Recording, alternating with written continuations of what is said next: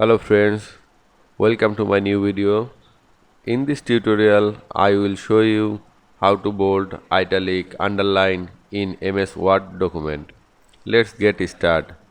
Firstly, I have to open Microsoft Word file and take a paragraph for do our work. If you want bold a word or sentence or paragraph, then select that word. Here I select bird and click bold option.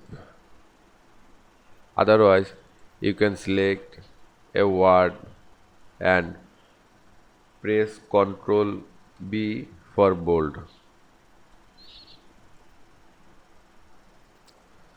Now you want italic, then select a specific line or word and click italic option.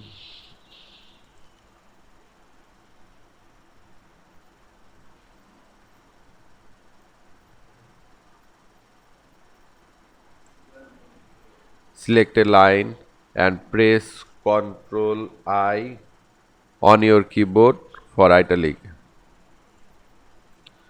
If you want underline a word or sentence, then select and click underline option.